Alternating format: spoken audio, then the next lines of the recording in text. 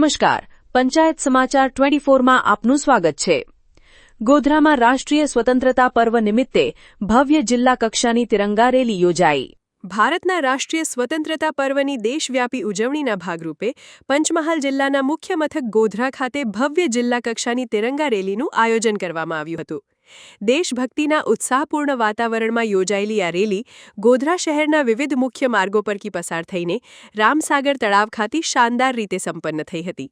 આ પ્રસંગે જિલ્લા પ્રશાસનના ઉચ્ચ અધિકારીઓ, જનપ્રતિનિધિઓ, શાળાઓના વિદ્યાર્થીઓ તેમજ સ્થાનિક નાગરિકો મોટી સંખ્યામાં જોડાયા હતા। હાથમાં રાષ્ટ્રધ્વજ ધારણ કરીને નીકળેલા પદયાત્રીઓના ગગનભેદી નારાઓ સાથે સમગ્ર વાતાવરણ દેશભક્તિમય બની ગયું હતું। આ આયોજનનો મુખ્ય ઉદ્દેશ્ય નાગરિકોમાં રાષ્ટ્રીય ભાવના, એકતા અને દેશના વીર સ્વતંત્રતા સેનાનીઓ પ્રત્યે આદરની લાગણી વધુ મજબૂત કરવાનો હતો। રેલીના અંતે રામસાગર તળાવ ખાતે આયોજિત સભામાં ઉપસ્થિત મહાનુભાવોએ સ્વતંત્રતા સંગ્રામના અમર શહીદોને શ્રદ્ધાંજલિ અર્પણ કરી હતી। સ્થાનિક વહીવટીતંત્રએ આ કાર્યક્રમને સફળ બનાવવા બદલ સમગ્ર જનતાનો આભાર વ્યક્ત કર્યો હતો અને આગામી દિવસોમાં પણ આવા રાષ્ટ્રપ્રેમવર્ધક આયોજનો ચાલુ રાખવાની કટિબદ્ધતા દર્શાવી હતી। તિરંગા યાત્રામાં સૌ સાથે મળીને ભારત માતાના જયકારા સાથે સૌ ઉપસ્થિત રહ્યા છે।